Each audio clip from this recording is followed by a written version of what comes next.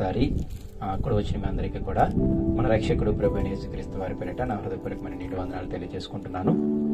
నేను ఒక 20 నిమిషాలు లేదా 30 నిమిషాల ముందు మాటలుగా మాట్లాడతాను. వచ్చే వారము మిగతాది కూడా మనము మాట్లాడడానికి ప్రయత్నం చేద్దాం. ఏది ఏమైనప్పటికీ అందరము కూడా ఒక 3 మాటలని మీ దృష్టికి తేవాలని నేను ఆశపడుతూ ఉన్నాను.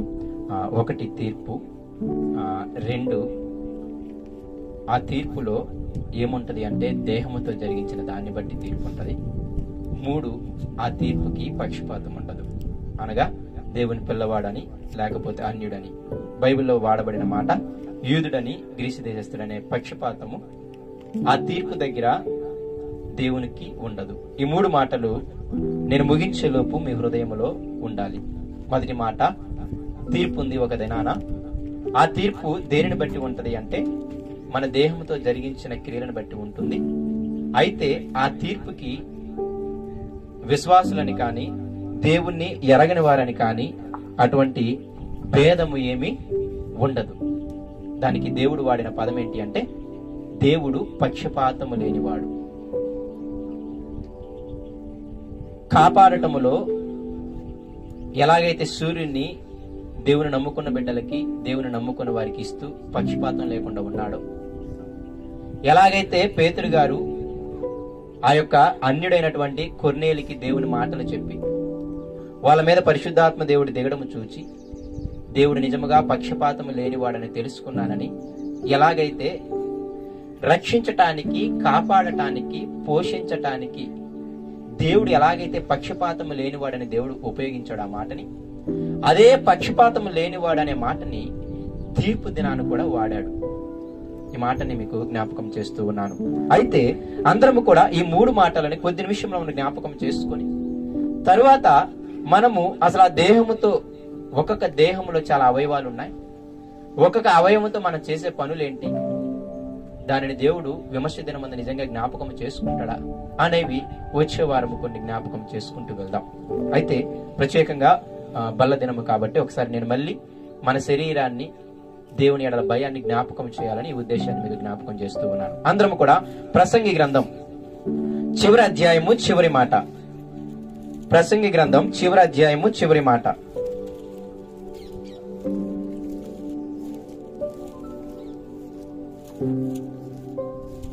ప్రసంగి గ్రంథము చివరి అధ్యాయం చివరి మాట, గూఢమైన ప్రతి అంశమును గూర్చి దేవుడు విమర్శ చేయనప్పుడు ఆయన ప్రతిక్రియను అది మంచిదే కాని చెడ్డదే కాని తీర్పులోనికి తెచ్చును.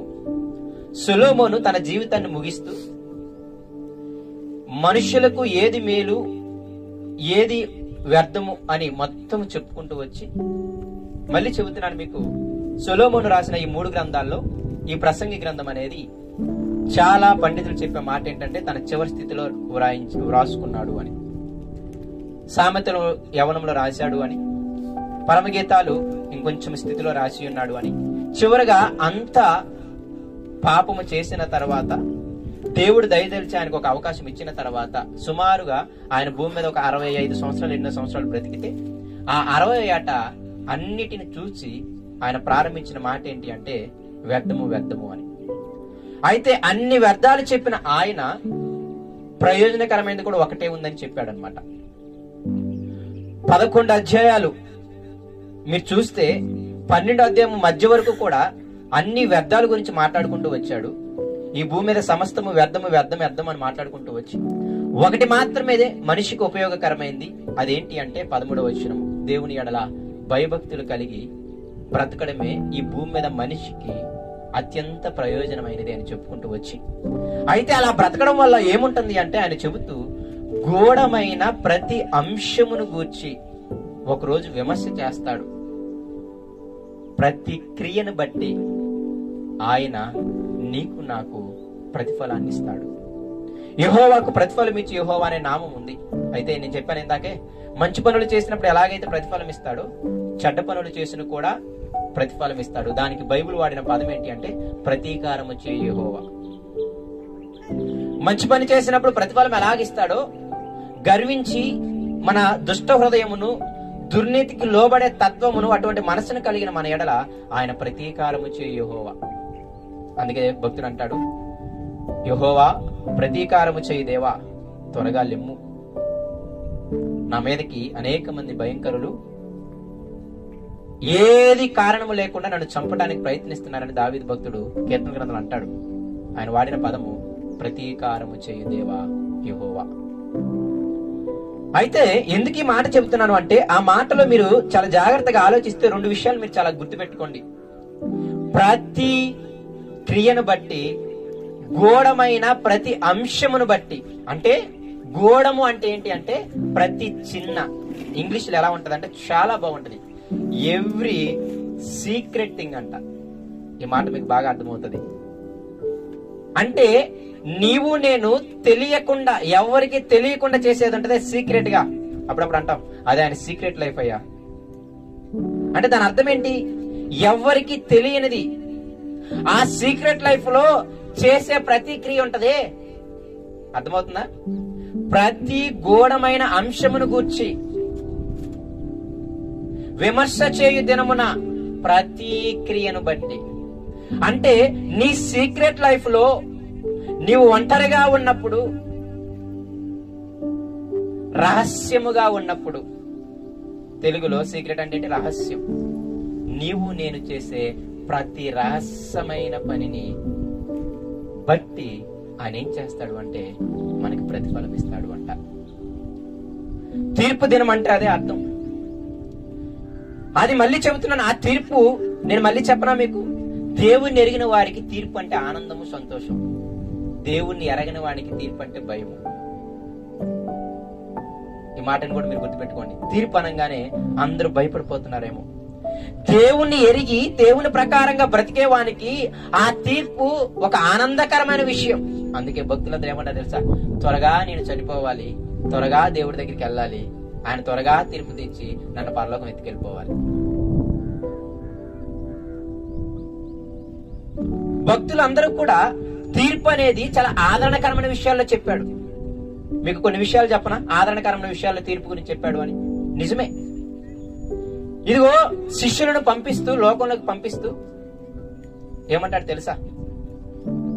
మీరు ఏం తినాలో, ఏమి కట్టుకోవాలని మీరు భయపడమాకండి, ఆత్మ తాను మీకు తెలియచేస్తాడు అని చెప్పుకుంటూ వచ్చి ఆ టైంలో ఏం చేస్తాడు అంటే, దేవుడు మీ ప్రతి వెంట్రుకలను లెక్క పెట్టి ఉన్నాడు, పిచ్చుకల కంటే మీరు శ్రేష్ఠులు కారా? మీ ప్రతి వెంట్రుకని లెక్క పెట్టిన దేవుడు మిమ్మల్ని ఎందుకు వదిలివేస్తాడు? ఈ మాటను రెండు విధాలుగా వాడచ్చు. ఆ మాట అక్కడ ఏ సందర్భంలో వాడాడు అంటే, అయ్యా మీ వెంట్రుకల మీదే అంత కాన్సన్ట్రేషన్ పెట్టిన దేవుడు మిమ్మల్ని గాలికి వదిలేస్తాడా అన్న ఉద్దేశంలో ఆ మాటను వాడాడు. అర్థమవుతుందా మీకు? దేవుడు ఏం చేస్తున్నాడంట? ప్రతి ఒక్క తల వెంట్రుకను లెక్క పెట్టి ఉన్నాడు. కాబట్టి మీ నోటి మాటలను చాలా జాగ్రత్తగా పెట్టుకోండి అని చెప్పడం యొక్క ఉద్దేశం ఏమిటి అంటే, మనము ఓన్లీ తీర్పు గురించి అనుకుంటున్నాంలే, కానీ అక్కడ చెప్పబడిన ఇంకొక మంచి ఉద్దేశం ఏంటంటే, మీరు లోకంలోకి వెళ్ళినప్పుడు ఇదిగో మిమ్మల్ని రాజుల సభలకి ఈడుస్తారు, అప్పుడు మీరు భయపడమాకండి, మీ వెంట్రుకలనే లెక్క పెడుతున్న దేవుడు మీ మీద కాన్సన్ట్రేషన్ చేయడా? అర్థమవుతుంది మీకు? అంటే తీర్పు అనేది మిగతా వారికి భయము, కానీ దేవుళ్ళలో బాగా ఎదిగే వాళ్ళకి ఒక ఆనందకరమైన విషయం. ఈ విధంగా మాట్లాడుతూ ఇక్కడ సొలొమోను గారు తన జీవితం యొక్క చివరిలో ఆయన చెప్పే ఒకే ఒక మంచి మాట ఏంటి అంటే, రేపు ఒక రోజు తీర్పు ఉంది, ఆ తీర్పులో దేవుడు ఏం చేస్తాడు అంటే ప్రతి రహస్యమైన క్రియని బట్టి ఆయన తీర్పు చేస్తాడు అన్నాడు. అయితే ఇంకొక మాట మనం చూస్తే కొరింథీయులకు రాసినటువంటి 2వ పత్రిక 5వ అధ్యాయము, కొరింథీయులకు రాసినటువంటి 2వ పత్రిక 5వ అధ్యాయము 10వ వచనం ఒకసారి చదివితే,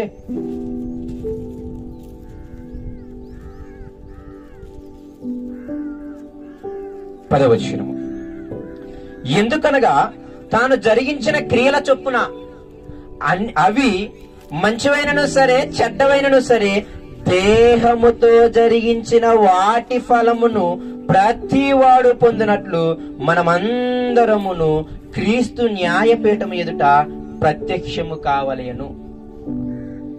అయ్యా తీర్పు ఉందంటున్నావు, రహస్యములో చేసిన ప్రతి పనిని బట్టి నువ్వు తీర్పు తీరుస్తానంటున్నావు. అయితే దేనితో చేసిన పనులు అంటే ఈ దేహముతో జరిగించిన పనులు. చాలా జాగ్రత్తగా గుర్తుపెట్టుకోనండి. రహస్యములో ప్రతి చిన్న పని నీ దేహముతో ఏదైతే చేశావో దానిని దేవుడు రేపు ఒక రోజు క్రీస్తు న్యాయపీఠం ఎదుట మనం ఏం చేస్తాం? నిల్చొని దానిని దేవుడు అడుగుతాడు. అది మేలైనా సరే, చెడ్డైనా సరే, మంచి అయినా సరే, చెడ్డైనా సరే, 2 పదాలు వాడాడు చూసారా? చాలా మంది అయ్యో నేను చాలా సహాయం చేశాను కానీ నన్ను ఎవరు గుర్తించడం లేదు, నేను చాలా బాగా వాక్యం చెబుతున్నాను నన్ను ఎవరు గుర్తించడం లేదు, నేను నిజంగానే ప్రేమపూర్వకంగా అందరిని ప్రేమించి చక్కగా వాళ్ళ కోసం కష్టపడుతున్నాను అయినా నన్ను గుర్తించటం లేదు, ఇదిగో మాయ చేసే వాళ్ళ వైపు వెళుతున్నారు అంటే అని బాధపడుతుంటారే. కానీ మీరు చూడండి, ఎప్పుడు కూడా నిజమైన సేవకుడు అలా బాధపడడు. ఎందుకు తెలుసా? ఆయనకి ఈ మాట తెలుసు, ప్రతి రహస్యమైన విషయాన్ని రేపు దేవుడు లెక్కలోనికి తీసుకుంటాడు. రహస్యమందు చూచున ఆ దేవుడు అనే పదం ఉంది వాక్యంలో. ఇదిగో నేను చూపించేది ఎవరి కోసము? మనుషుల మెప్పు కోసం కాదు నేను చేసేది. నా ప్రతి క్రియని దేవుడు చూస్తాడు. నేను ఎవరికి సహాయం చేశాను, ఎవరి కోసం నేను కష్టపడ్డాను, ఎవరికి మేలు చేశాను, ఇవన్నీ ఎవరు చూస్తారు? దేవుడు చూస్తాడు. మనుషులు చూసినా గుర్తించకపోయినా నాకు పర్వాలేదు అనే ఒక మంచి మాటని నిజ సేవకుల ద్వారా వింటాం. వారికి ఆదరణ ఇచ్చిన మాట ఇదే. నేను చెప్పిన తీర్పు అనగానే మీరు భయంకరమైన స్థితే కాదు, నిజమైన విశ్వాసులకి ఒక ఆదరణకరమైన మాట ఇస్తుంది అనమాట. నువ్వేంటమ్మా చూసేది, నువ్వేంటమ్మా మెచ్చుకునేది, వాళ్ళేంటయ్యా చూసేది, వాళ్ళేంటమ్మా మెచ్చుకునేది, నా దేవుడు నన్ను మెచ్చుకుంటాడు. చాలా ఆశ్చర్యకరమైన విషయం ప్రియమైన దేవుని పిల్లలారా. నీవైనా మేలు చేసి మర్చిపోయి ఉంటావేమో కానీ ఆ మేలుని దేవుడు తీసుకొస్తాడంట రేపు. అమ్మా నువ్వు ఇది చేశావు అని. అప్పుడు నువ్వు అంటావు నేనెప్పుడు చేశానయ్యా అంటే, నువ్వు చేసిన మేలు నువ్వన్నా మర్చిపోవచ్చేమో కానీ దేవుడు మాత్రము మర్చిపోడు. అందుకే భక్తులు రాయబడిన మాట ఏంటి అంటే, నీ యొక్క కన్నీటి యొక్క ప్రతి బొట్టుని ఆయన తన యొక్క బుడ్డిలో జాగ్రత్తగా దాచుకుంటున్నాడు. అందుకే తీర్పు దినమున యేసయ్య న్యాయపీఠం మీద వచ్చినప్పుడు వాళ్ళు అడుగుతారు కదా, నువ్వెప్పుడు ఆకలి కొన్నావయ్యా, మేమెప్పుడు నీకు నీళ్ళు ఇచ్చాం, నువ్వెప్పుడు ఆకలిగా, నువ్వెప్పుడు వస్త్రాలు లేని వాడిగా చూసి మేమెప్పుడు వస్త్రాలు ఇచ్చాం అని అంటే ఆయన అంటాడు మీరు వాళ్ళకి ఇచ్చారు కదా. అంటే వాళ్ళకు కూడా అవగాహన లేదు, ఆ ఇచ్చింది ఎందుకంటే మామూలు పేరును బట్టో లేకపోతే ఏదో బట్టి ఇచ్చుంటారేమో. కానీ అక్కడ అర్థమయ్యేది ఏంటి అంటే, నీవు నేను మర్చిపోతామేమో కానీ ఆయన మర్చిపోని దేవుడు. అలాగే చెడ్డ క్రియలను కూడా నీవు నేను మర్చిపోతామేమో కానీ ఆయన మర్చిపోని దేవుడు. అందుకే ఇక్కడ చాలా క్లియర్ గా చెబుతున్నాడు, తీర్పు అనేది కంపల్సరీగా ఉంటది. ప్రతి ఒక్కరం, ఆయన అక్కడ అన్నారు, మనం అందరమును మనము చేసిన ప్రతి క్రియను బట్టి. అందరం అన్నాడా, కొందరు అన్నాడా? అందరం. ఇందులో అన్యుడని లేదు, గ్రీసు దేశస్తుడని లేదు, లేకపోతే యూదుడని లేదు, గ్రీసు దేశస్తుడని లేదు. ఇంకొక మాట మీకు చూపిస్తాను. యోహాను సువార్త 5వ అధ్యాయము 27వ వచనము. యోహాను సువార్త 5వ అధ్యాయం 27వ వచనము.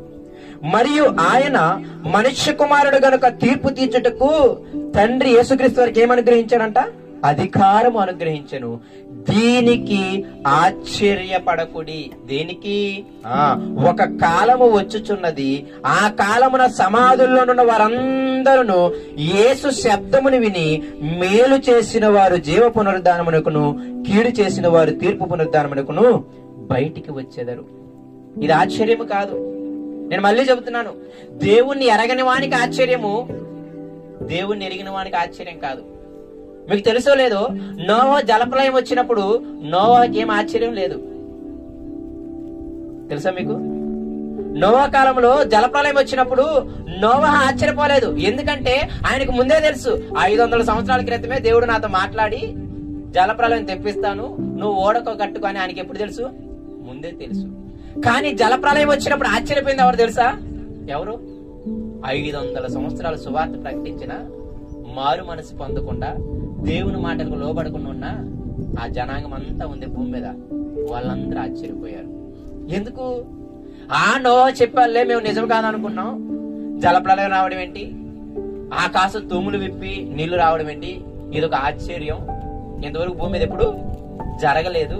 అంతకుముందు ఎప్పుడైనా జరిగిందా? ఆకాశపు తూములు పిక్కి నీళ్ళు కిందకి రావటం జరగలేదు. కాబట్టి వాళ్ళందరూ ఏమనుకున్నారంటే ఇదేమీ ఆశ్చర్యం, ఇది జరగలేదు అనుకున్నారు. కానీ ఎప్పుడైతే పేకల్లో నీళ్ళు వచ్చాయో అప్పుడు వాళ్ళందరికీ ఆశ్చర్యం వేసింది. అమ్మో, నోవా నిజంగానే చెప్పాడు, తీర్పు దినం ఉంటదంట, ఆ రోజు జలప్రళయం తెప్పిస్తాడు అంట, మనందరము మారు మనసు పొందాలి అని 500 సంవత్సరాలు ప్రకటిస్తే, మళ్ళీ చెబుతున్నాను, వాళ్ళ యొక్క శరీర క్రియలను వాళ్ళు విడవలేదు. ఇక్కడ తీర్పు ఎంత ప్రాముఖ్యమో దేహముతో జరిగించిన వాటిది అనేది కూడా అంతే ప్రాముఖ్యం. ఇది మీరు మర్చిపోవద్దు. తీర్పు అనేది ఎక్కడైతే గుర్తు వస్తుందో అక్కడ నీ దేహము గుర్తు రావాలి, నీ దేహముతో జరిగించే క్రియలు గుర్తు రావాలి. అందుకే యేసుక్రీస్తు వారు అంటున్నారు, ఇది ఆశ్చర్యము కాదు, మేలు చేసిన వారు జీవ పునరుద్ధానానికి, కీడు చేసిన వారు తీర్పు పునరుద్ధానానికి వెళ్ళటము ఆశ్చర్యమేమీ కాదు. అది అన్యులకు ఆశ్చర్యమేమో. దేవుని మాటలు చిన్నప్పటి నుండి వింటా వింటా వింటా వింటా ఉంటాయి. అసలు బైబిల్ ఘోషించి చెప్పేది ఏంటి అంటే చనిపోయిన తర్వాత బ్రతుకుంది అని, చనిపోయిన తర్వాత తీర్పు ఉంది అని. మీకు తెలిసలేదు, ఈ విధంగా తీసుకెళ్తే ప్రతి భక్తుడు ప్రతి పత్రికలో తీర్పు గురించి రాయించాడు. యేసుక్రీస్తు రాయించారు. ఇప్పుడు మనం ఇందాక చూసింది కొరింథీ పత్రికలో పౌలు గారు రాయించారు, అవునా కదా? ఇంకా మీకు తెలుసలేదు, అందరం కూడా రోమపత్రిక రండి. రోమపత్రిక 2వ అధ్యాయం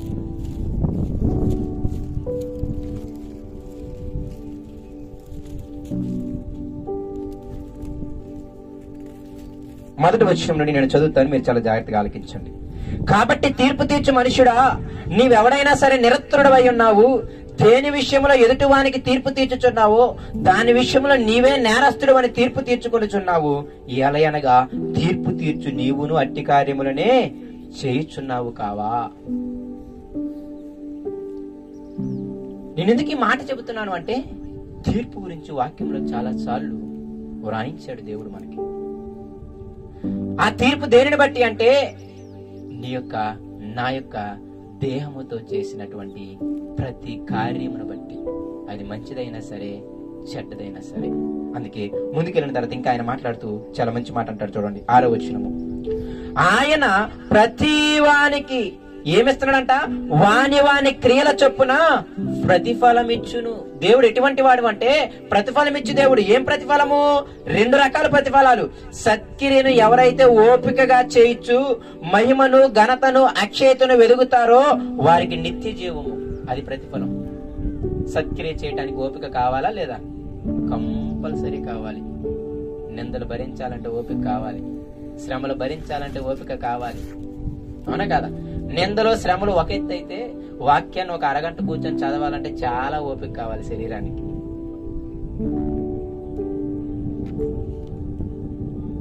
శరీరాన్ని మోకాళ్ళేసి ఒక అరగంట ప్రార్థించాలి అంటే శరీరానికి చాలా ఓపిక కావాలి.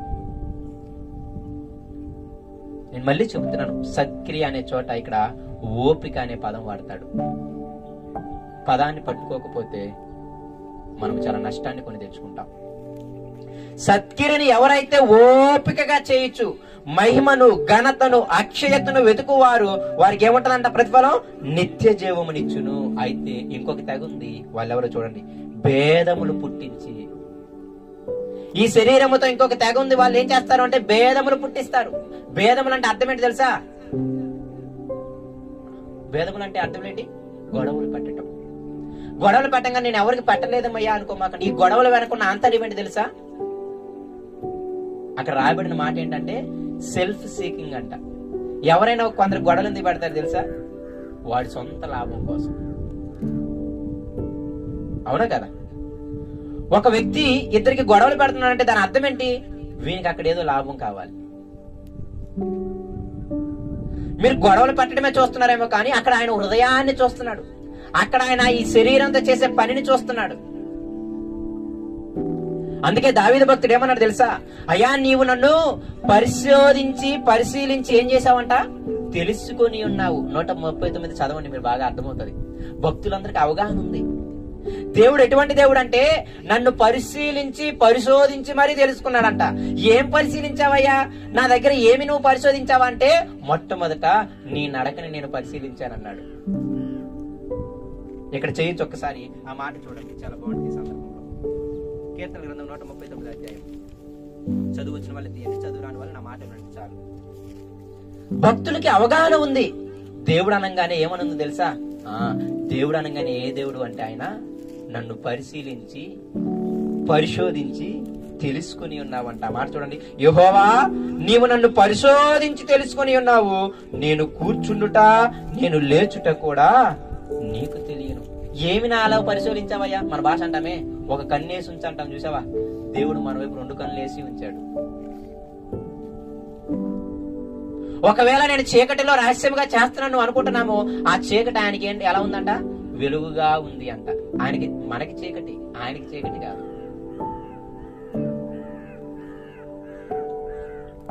మన చీకటి ఆయనకి ఎలా ఉందంట?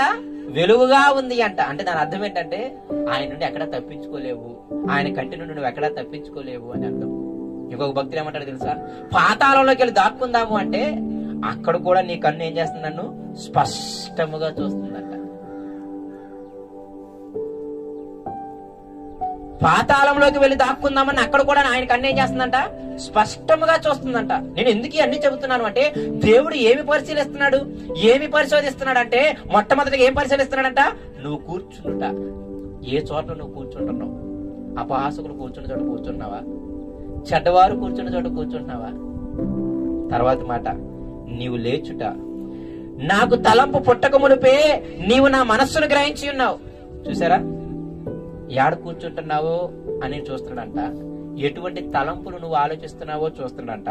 నా నడకను నా పడకను నీవు పరిశీలన చేసి ఉన్నావు. అర్థమవుతుందా? ఆ మాటని మీకు అర్థమైతే అప్పుడు మీకు అర్థమవుతుంది. నువ్వు ఎక్కడికి నడుస్తున్నావో దానిని దేవుడు ఏం చేస్తున్నాడంట? పరిశీలించి తెలుసుకుంటున్నాడంట.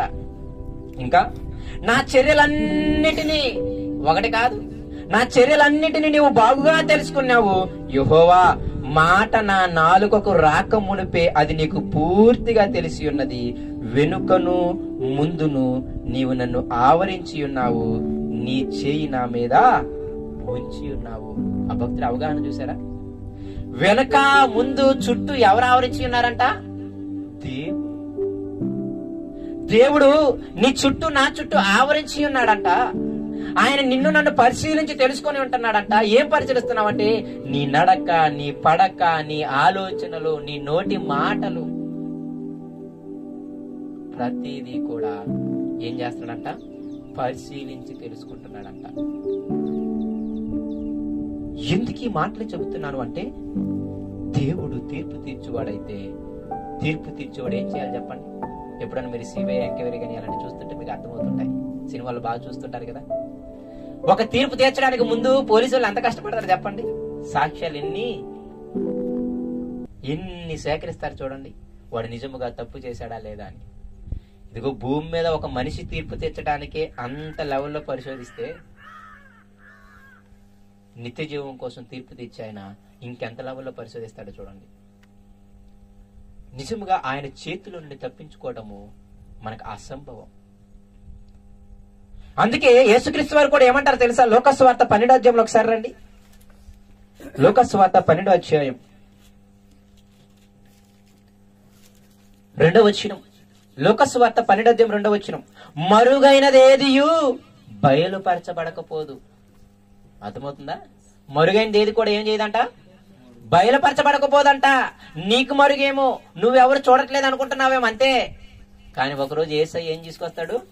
దాన్ని బట్ట బయలు చేస్తాడు. అందుకని అంటున్నాడు, మరుగైనది ఏదియు బయలుపరచబడకపోదు, రహస్యమైనది ఏదియు తెలియబడకపోదు. చెబుతున్నాడు యేసుక్రీస్తు వారు. మీరు కొంచెం భయం కలిగి ఉండాలి. కింద అదే మాటలు చెబుతాడు. ఏమని తెలుసా? మీరెవరికి భయపడాలో నేను చెబుతాను అని. ఇంకా ముందుకు చదవండి, మీకు అర్థమవుతుంది. అందుచేత మీరు చీకటిలో మాట్లాడుకొని ఎక్కడ వినపడతాయంట? రేపు వెలుగులో వినబడును. మీరు గదుల యందు చెవులో చెప్పుకున్నది రేపు ఎక్కడ చాటింపబడుతుందంట? మిద్దెల మీద చాటింపబడుతుందంట. యేసుక్రీస్తు వారు ఏమన్నారు? అర్థమవుతుందా? మరుగైనది ఏదియు బయలుపరచబడకపోదు, రహస్యమైనది ఏది కూడా తెలియబడకపోదు. అందుచేత కాబట్టి ఇదిగో ఇది చీకటిలోలే, ఇక్కడ జనాలు ఎవరు లేరులే, ఈ పని ఎవరికి తెలియదులే అని నీవు నేను అనుకుని ఇలా చేస్తున్నామేమో, కానీ ఆ రహస్యము, ఆ మరుగైనది ఏదో ఒకరోజు బయలుపరచబడుతుంది, ఏదో ఒకరోజు తెల్లము చేయబడుతుంది. అందుచేత మీరు చీకటిలో ఉన్నప్పుడు జాగ్రత్తగా ఉండండి. మీరు చీకటిలో చేసింది రేపు వెలుగులో ప్రత్యక్షమైద్దంట. మీరు గోడల మధ్య మాట్లాడుకున్నది రేపు మిద్దెల మీద చాటింపబడుతుందంట. తర్వాత మాట ఏమంటున్నాడు చూడండి, ఇప్పుడు మీకు అర్థమవుతుంది. 4వ వచనము, నా స్నేహితులైన మీతో నేను చెప్పినదేమనగా, దేహమును చంపిన తర్వాత మరేమీ చేయనేరని వారికి భయపడకూడికి, ఎవనికి మీరు భయపడవలనో మీకు తెలియచేయుదును. చంపిన తర్వాత నరకములో పడద్రోయే శక్తి గలవానికి భయపడుడి, ఆయనకే భయపడుడని మీతో చెప్పుచున్నాను. దేవునికి ఎందుకు భయపడాలి అంటే, ఒకరోజు తీర్పు దినం ఉంది. ఆ తీర్పు దినం ఏం చేస్తాడు అంటే, నీ దేహముతో నా దేహముతో జరిగించిన రహస్యమైన పనులన్నీ ఒకరోజు వెల్లడి చేసుకొస్తాడు, ఒకరోజు బట్టబయలు చేస్తాడు. దానికి దేవుడిచ్చిన పదం ఏంటి అంటే ప్రతిఫలం. మంచి చేస్తే మంచి ప్రతిఫలం, చెడ్డ చేస్తే చెడ్డ ప్రతిఫలమే. నిజంగా మీరు ఆలోచన చేయండి. దేవుడి కనుదృష్టి నుండి తప్పించుకోవడం అన్నది అది అసంభవం ప్రియమైన దేవుని పిల్లలారా.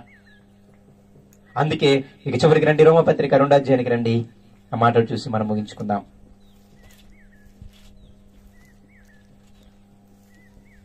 రోమపత్రిక 2వ అధ్యాయం 8వ వచనము, 7వ వచనం మళ్ళీ ఒకసారి చదువుకుందాం. సత్క్రియను ఓపికగా చేయుచు మహిమను ఘనతను అక్షయతను వెతక వారికి నిత్య జీవమునిచ్చును. అయితే భేదములు పుట్టించి నీ సొంత ప్రయోజనము కోసము కాని మిగతా వారి మధ్య భేదాలు పుట్టించిన, నీ సొంత దేహము యొక్క ఆనందము కోసం మిగతా వారి మధ్య భేదాలు పుట్టిస్తే, గొడవలు పెడితే, తర్వాతి మాట, సత్యమునకు లోబడక దుర్నీతి లోబడి వారి మీదకి దేవుని ఉగ్రతయు రౌద్రమును వచ్చును. ఎవరైతే మీ దేహాన్ని స్వార్థముతో వీటన్నిటితో ముంచి అనేక మందికి గొడవలు పెడతారో వారికి, ఏ దేహం అయితే సత్యానికి లోబడక దుర్నీతికి లోబడతదో ఆ దేహము కలిగిన వారికి, అర్థమవుతుందా మీకు? సత్యానికి లోబడక ఎంతకాలము వాక్యం వింటున్నా, అమ్మా మీరు బూతులు మాట్లాడకూడదు, అమ్మా మీరు స్వార్థంగా ఉండకూడదు, అమ్మా మీరు వాక్యాన్ని చదువుకోవాలి, అమ్మా వాక్య ప్రకారంగా మీరు బ్రతకాలి, అమ్మా మీరు ప్రార్థన చేసుకోవాలి, అమ్మా తోటి సహోదరులు బాధల్లో ఉన్నప్పుడు వారి గురించి కన్నీరుగాచి ప్రార్థన చేయాలి, నీకు కలిగిందేదో వారికి సహాయం చేయాలి, నీకు తెలిసిన 4 దేవుని మొక్కలు వాళ్ళకి చెప్పాలి. ఇవన్నీ ఏంటివి? సత్యము. అయితే వాటికి లోబడక దుర్నీతికి లోబడి ప్రతి వానికి ఏముంది అంటే దేవుని ఉగ్రత, దేవుని రౌద్రము మాత్రమే ఉంది. తర్వాతి మాట, దుష్కార్యము చేయు ప్రతి మనుష్యుని ఆత్మకు మొదట యూదునికిని తర్వాత గ్రీసు దేశస్థునికి కూడా శ్రమయు వేదనయు కలుగును. ఈ దేహముతో జరిగించే పాపము దేనినైనా సరే, నేను మళ్ళీ చెబుతున్నాను, ఒకటి శరీరముతో జరిగించేది. ఆ శరీరంతో జరిగించే పాపం ఏదైనా, ఈ అవయవాలలో ఒక్కొక్క అవయవం ఒక్కొక్క పాపానికి నిలయం. నేను దాని గురించి చెప్పటం లేదులే కానీ ప్రస్తుతానికి. కానీ దేహముతో ఏ అవయవముతోనైనా ఏదైనా పాపము పని చేసినా, ఇదిగో నీవు దేవుడు చెప్పమన్న విధంగా, దేవుడు బ్రతకమన్న విధంగా సత్యానికి నీ అవయవాలను దాసోహము చేయకపోతే, కళ్ళతో వాక్యం చదవమన్నాడు, చేతులతో వాక్యాన్ని పట్టుకోమన్నాడు, కాళ్ళతో వాక్యాన్ని ప్రకటించమన్నాడు. నీ దేహమును అన్ని జనుల వలె కామాతురతగా కాకుండా ఏం చేయమన్నాడు? పవిత్రతకి అప్పగించుకోమని చెప్పాడు. నీ దేహాన్ని దుర్నీతి సాధనాలుగా కాకుండా నీతి సాధనాలుగా, అంటే నీ దేహంలో ఉన్న అవయవాలు ఉన్నాయే, ఇది ఒక్కొక్కటి ఒక్కొక్క ఆయుధం. సాధనాలు అంటే అర్థం ఏంటి తెలుసా? ఫుట్నోట్లో రాయబడి ఉంటుంది. ఇదే రోమపత్రిక 8వ చదవండి, మీకు అర్థమవుతుంది. సాధనాలు అంటే ఏంటి తెలుసా? అవయవాలు ఒక్కొక్క ఆయుధం అంట. కళ్ళు ఒక ఆయుధం వాక్యం చదవడానికి, చేతులు ఒక ఆయుధం వాక్యము పట్టుకోవడానికి, కాళ్ళు ఒక ఆయుధం ఆ వాక్యాన్ని ప్రకటించడానికి. అందుకే ఈ ఆయుధాలను నువ్వు ఎలా వాడుతున్నావు? ఇదే ఆయుధాలను ఏం చేయొచ్చు తెలుసా? కళ్ళతో చెడ్డవి చూడడానికి కూడా వాడచ్చు, కాళ్ళతో చెడ్డ పనులు చేయడానికి పరిగెత్తచ్చు, ఈ చేతులతో చెడ్డవాటినన్నిటిని పట్టుకోవచ్చు, ఈ నోటితో చెడ్డవాటిని భుజించవచ్చు, ఇదే నోటితో దేవుని మాటలని చేయొచ్చు. ఇదే హృదయంలో జీవజలము ప్రవహిస్తుంది, ఇదే హృదయంలో పాపపు ఓట కూడా ప్రవహిస్తుంది. ఎందుకు ఇన్ని మాటలు చెబుతున్నాను అంటే, దేహము దుర్నీతికి లోబడకూడదు. దేహము దేనికి లోబడాలంట? సత్యమునకు లోబడాలి. లేకపోతే వారికి కూడా ప్రతిఫలం ఉంది. ఏంటిది అంటే దేవుని ఉగ్రత. ఏంటిది అంటే దేవుని రౌద్రము. అది ఎవరికయ్యా అంటే ఆయన చెబుతున్నాడు, మొదట యూదునికే. అంటే మొదట ఎవరికి? విశ్వాసులైన మనకే. అందుకే పేతురు గారు కూడా ఏమంటారు తెలుసా? నీతిమంతుని ఇంట నుండి తీర్పు ప్రారంభమైతే ఏం చేద్దాం? భక్తులందరికీ అవగాహన ఉంది, దేవుడు ఒకరోజు తీర్పు తీరుస్తాడు అని. నా దేహాన్ని నేను సరిగ్గా కాపాడుకోవాలి అని. దేవుడికి పక్షపాతం ఉండదని. అందుకే ఆయన ఏమంటున్నాడంటే చాలా మంచిగా, దుష్కార్యము చేయు ప్రతి మనుష్యుని ఆత్మకు, అనగా మొదట ఎవరికి? యూదునికి, గ్రీసు దేశస్తుని కూడా ఏం కలుగుతుందంట? శ్రమయు వేదనయు కలుగును. అయితే సత్క్రియ చేయు ప్రతి వానికి, మొదట యూదునికి నీ గ్రీసు దేశస్తునికి కూడా మహిమయు ఘనతయు సమాధానమును కలుగును. తర్వాత మాడిన మాట 11వ వచనము, దేవునికి ఏమి లేదంట? పక్షపాతము లేదంట. ఇదిగో ధర్మశాస్త్రము లేక పాపము చేసిన వారందరూ ధర్మశాస్త్రము లేకయే నశించుదురు, ధర్మశాస్త్రము కలిగిన వారే పాపము చేసిన వారందరూ ధర్మశాస్త్రానుసారముగా తీర్పు నందుదురు. అయితే ధర్మశాస్త్రము వినువారు దేవుని దృష్టికి నీతిమంతులు కారు గాని, ధర్మశాస్త్రమును అనుసరించి ప్రవర్తించువారే నీతిమంతులు. వాక్యము వినేవాళ్ళు నీతిమంతులు కాదు, యేసయ్యను నమ్మిన వాళ్ళు నీతిమంతులు కాదు. మళ్ళీ మీకు చెబుతున్నాను, ఎవరు నీతిమంతులు అంటే ఎవరైతే యేసయ్యని ఎరిగి వాక్యముని విని ఆ ప్రకారంగా బ్రతుకుతారో వాళ్ళే బండ మీద పునాది కట్టిన వాళ్ళు. యేసయ్య దగ్గరికి వచ్చి, అందుకే ఆయన అన్నాడు, నా దగ్గరికి వచ్చి నా మాటలు విని ఆ మాటల ప్రకారంగా బ్రతుకువాడవడు వాడే బండ మీద పునాది. నా దగ్గరికి వచ్చి నా మాటలు విని ఆ మాటల ప్రకారంగా బ్రతకని వాడు ఉన్నాడే, మూడో తెగ, వాడు పైకి ఇల్లు కనపడుతుంది కానీ ఆ పునాది ఇసుక పునాది. మీకు అర్థమవుతుందా? రెండు ఇల్లులే, ఈ బండ మీద పునాది అయినా ఇసుక మీద పునాది అయినా మీకు పునాదులు కనపడవు. మీరేం చేస్తున్నారు? వాళ్ళు ఇల్లులే కడుతున్నారు. రెండు బాగానే ఉన్నాయి కదా, రెండు సమానంగానే ఉన్నాయి కదా. కానీ మీకు తెలియని విషయం ఏంటి అంటే, ఒకటి ఇసుక మీద కట్టబడింది, ఒకటి రాతి మీద కట్టబడింది. దేవుడు చాలా క్లియర్ గా చెప్తున్నాడు, ధర్మశాస్త్రము వినేవారు దేవుని దృష్టికి నీతిమంతులు కాదు, ఆ ధర్మశాస్త్రముకి లోబడేవారు. అనగేంటి తెలుసా? వాక్యము వినేవారు కాదు, వాక్యము విని ఆ వాక్య ప్రకారంగా జీవించేవాళ్ళు. అయ్యా నీ కళ్ళతో పాపము చూడకూడదయ్యా అని ఏ రోజైతే వినపడిందో, నీ కళ్ళతో దేవుని వాక్యాన్ని చదవాలయ్యా అని ఎప్పుడు వినపడిందో, ఎమ్మటే దానికి లోబడే విశ్వాసులు ఉంటారే, వాళ్ళు మాత్రమే రక్షింపబడేవాళ్ళు. అయ్యా నీ చెవులతో బూతులు ఇవన్నీ వినకూడదయ్యా, చెడ్డవి అంటే వినకూడదయ్యా, నీ చెవులతో వాక్యము దేవుని మాటలు మాత్రమే వినాలని ఈ మాట వినపడంగానే ఎమ్మటే తమ చెవులని ఇంకా చెడ్డ వాటిని వినటానికి మూసుకుంటారే, వాళ్ళే ధర్మశాస్త్రానికి లోబడిన వారు.